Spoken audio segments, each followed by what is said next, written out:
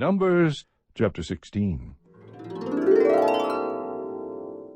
Now Korah the son of Ishar, the son of Kohath, the son of Levi, with Dathan and Abiram, the sons of Eliab, and On the son of Peleth, sons of Reuben, took action. And they rose up before Moses, together with some of the sons of Israel, 250 leaders of the congregation, chosen in the assembly, men of renown. They assembled together against Moses and Aaron, and said to them, You have gone far enough, for all the congregation are holy, every one of them, and the Lord is in their midst. So why do you exalt yourselves above the assembly of the Lord? When Moses heard this, he fell on his face, and he spoke to Korah and all his company, saying, Tomorrow morning the Lord will show who is his and who is holy, and will bring him near to himself.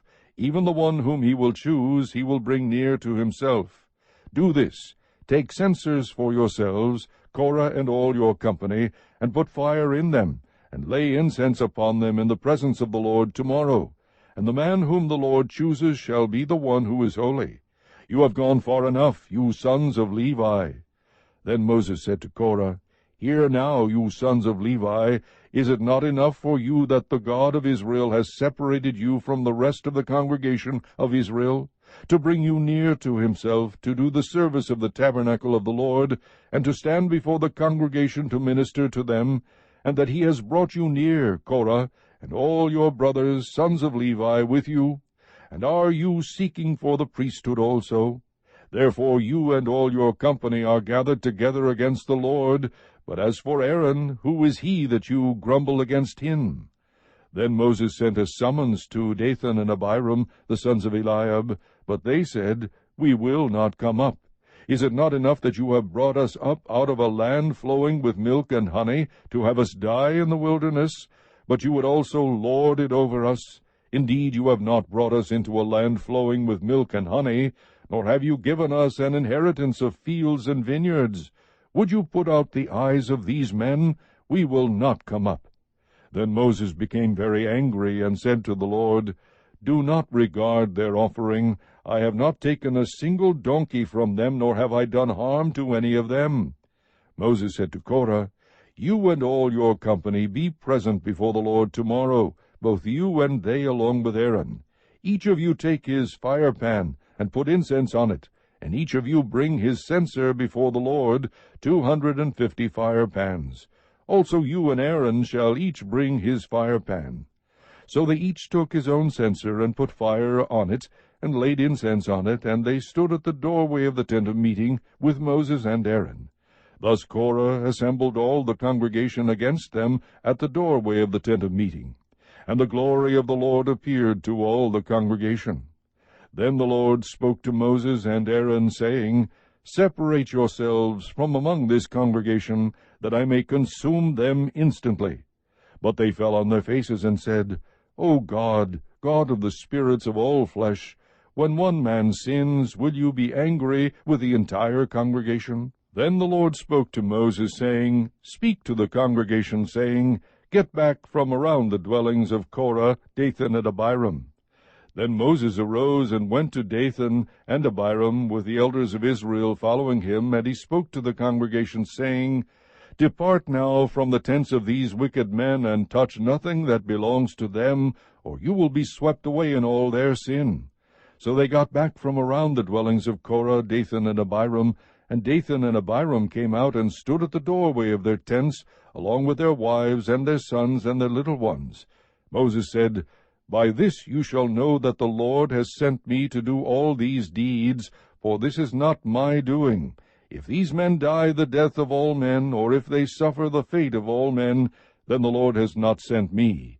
But if the Lord brings about an entirely new thing, and the ground opens its mouth and swallows them up with all that is theirs, and they descend alive into Sheol, then you will understand that these men have spurned the Lord. As he finished speaking all these words, the ground that was under them split open, and the earth opened its mouth and swallowed them up and their households, and all the men who belonged to Korah with their possessions. So they and all that belonged to them went down alive to Sheol, and the earth closed over them, and they perished from the midst of the assembly. All Israel who were around them fled at their outcry, for they said, The earth may swallow us up. Fire also came forth from the Lord, and consumed the 250 men who were offering the incense. Then the Lord spoke to Moses, saying, Say to Eleazar the son of Aaron the priest, that he shall take up the censers out of the midst of the blaze, for they are holy, and you scatter the burning coals abroad. As for the censers of these men who have sinned at the cost of their lives, let them be made into hammered sheets for a plating of the altar, since they did present them before the Lord, and they are holy, and they shall be for a sign to the sons of Israel. So Eleazar the priest took the bronze censers which the men who were burned had offered, and they hammered them out as a plating for the altar, as a reminder to the sons of Israel, that no layman who was not of the descendants of Aaron should come near to burn incense before the Lord, so that he will not become like Korah and his company, just as the Lord had spoken to him through Moses. But on the next day all the congregation of the sons of Israel grumbled against Moses and Aaron, saying, You are the ones who have caused the death of the Lord's people. It came about, however, when the congregation had assembled against Moses and Aaron, that they turned toward the tent of meeting. And behold, the cloud covered it, and the glory of the Lord appeared.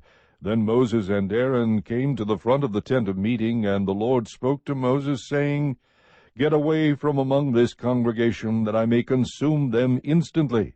Then they fell on their faces. Moses said to Aaron, Take your censer, and put in it fire from the altar, and lay incense on it. Then bring it quickly to the congregation, and make atonement for them, for wrath has gone forth from the Lord, the plague has begun.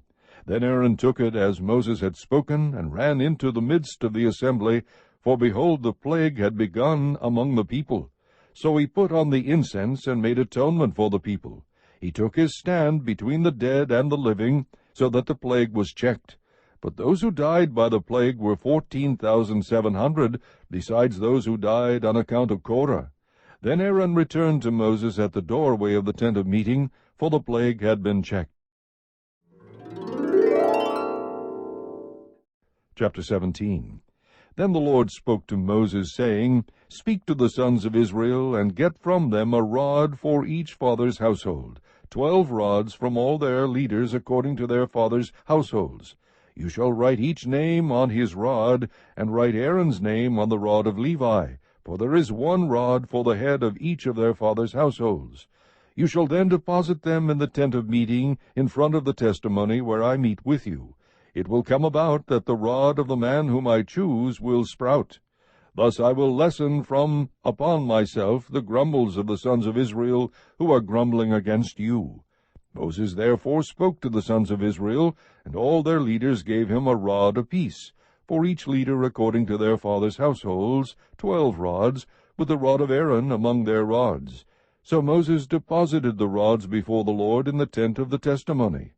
Now on the next day Moses went into the tent of the testimony, and behold, the rod of Aaron for the house of Levi had sprouted, and put forth buds, and produced blossoms, and it bore ripe almonds. Moses then brought out all the rods from the presence of the Lord to all the sons of Israel, and they looked, and each man took his rod. But the Lord said to Moses, Put back the rod of Aaron before the testimony, to be kept as a sign against the rebels, that you may put an end to their grumblings against me, so that they will not die. Thus Moses did just as the Lord had commanded him, so he did. Then the sons of Israel spoke to Moses, saying, Behold, we perish, we are dying, we are all dying. Every one who comes near to the tabernacle of the Lord must die. Are we to perish completely? Chapter 18. So the Lord said to Aaron, You and your sons and your father's household with you shall bear the guilt in connection with the sanctuary, and you and your sons with you shall bear the guilt in connection with your priesthood. But bring with you also your brothers, the tribe of Levi, the tribe of your father, that they may be joined with you and serve you, while you and your sons with you are before the tent of the testimony. And they shall thus attend to your obligation, and the obligation of all the tent, but they shall not come near to the furnishings of the sanctuary and the altar, or both they and you will die. They shall be joined with you and attend to the obligations of the tent of meeting, for all the service of the tent. But an outsider may not come near you. So you shall attend to the obligations of the sanctuary and the obligations of the altar, so that there will no longer be wrath on the sons of Israel. Behold, I myself have taken your fellow Levites from among the sons of Israel. They are a gift to you, dedicated to the Lord, to perform the service for the tent of meeting. But you and your sons with you shall attend to your priesthood for everything concerning the altar and inside the veil, and you are to perform service. I am giving you the priesthood as a bestowed service, but the outsider who comes near shall be put to death. Then the Lord spoke to Aaron, Now behold, I myself have given you charge of my offerings, even all the holy gifts of the sons of Israel I have given them to you as a portion, and to your sons as a perpetual allotment. This shall be yours from the most holy gifts reserved from the fire, every offering of theirs, even every grain offering, and every sin offering, and every guilt offering, which they shall render to me, shall be most holy for you and for your sons. As the most holy gifts you shall eat it, every male shall eat it, it shall be holy to you. This also is yours, the offering of their gift, even all the wave offerings of the sons of Israel. I have given them to you and to your sons and daughters with you as a perpetual allotment. Every one of your household who is clean may eat it, all the best of the fresh oil, and all the best of the fresh wine, and of the grain, the firstfruits of those which they give to the Lord, I give them to you. The first ripe fruits of all that is in their land, which they bring to the Lord, shall be yours. Every one of your household who is clean may eat it. Every devoted thing in Israel shall be yours. Every first issue of the womb of all flesh, whether man or animal, which they offer to the Lord, shall be yours. Nevertheless, the firstborn of man you shall surely redeem, and the firstborn of unclean animals you shall redeem. As to their redemption price, from a month old you shall redeem them by your valuation, 5 shekels in silver, according to the shekel of the sanctuary, which is 20 gerahs. But the firstborn of an ox, or the firstborn of a sheep, or the firstborn of a goat, you shall not redeem. They are holy. You shall sprinkle their blood on the altar, and shall offer up their fat in smoke as an offering by fire, for a soothing aroma to the Lord. Their meat shall be yours. It shall be yours like the breast of a wave offering, and like the right thigh. All the offerings of the holy gifts, which the sons of Israel offer to the Lord, I have given to you and your sons and your daughters with you as a perpetual allotment. It is an everlasting covenant of salt before the Lord to you and your descendants with you.